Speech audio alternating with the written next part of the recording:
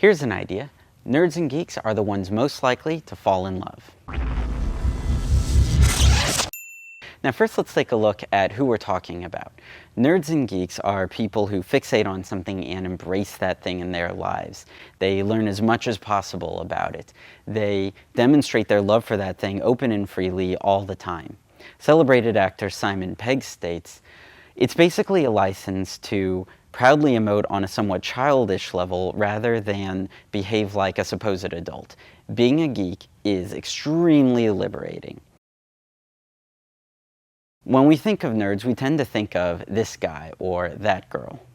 But being a nerd goes way beyond your traditional idea. There are history nerds, music nerds, food nerds, gardening nerds, movie nerds, and the list goes on and on.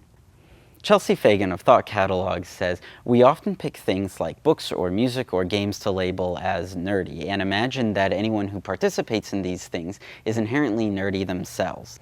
But this is absurd, because what is really universal in the people we consider nerdy is their passion and their curiosity." So we can safely assume that being nerdy means you are attaining or have attained expert level knowledge about something and it makes you dance like this. So what does that mean for love and relationships? What is love? Well, according to the Google ad that came up when I searched for it online, love is a selfless and contented mind. Now, since Google knows all, and because we don't question Google, I should have been fine with just that. Then I decided to go someplace where nerdom reigns 24/7, Tumblr.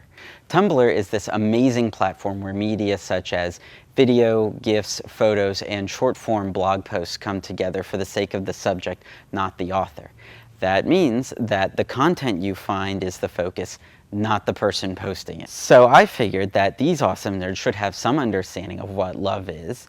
I learned that, if anything, Tumblr certainly know love when they see it. Search for the word love and you'll be flooded with a sea of quotes, images, videos, and songs about love, mainly with positive things to say about it.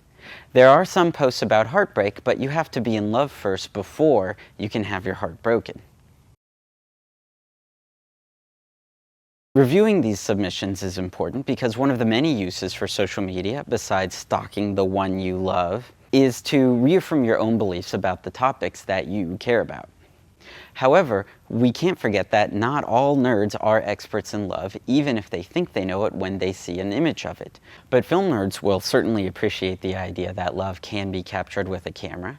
After all, the movies have been capturing the idea of love since the late 1800s, so one would think that their views on love would be overwhelmingly accurate. Not necessarily. Cracks After Hours, a video series of 4 good-looking friends from all walks of life, visits the issue when they discuss how movies can negatively impact our real-world view on love. These nerds reiterate that the themes communicated in these love movies are that falling in love is hard work and that what comes afterwards is always going to be happily ever after. However, senior citizen heartthrob Michael Swime states that we love origin stories, but we hate being reminded of the hard work that comes afterwards. The gang says that falling in love in real life is the easy part and that it happens all the time. If that's true, then we can expect that most of the posts on Tumblr are likely the portrayal of feeling love instead of the work that goes into love.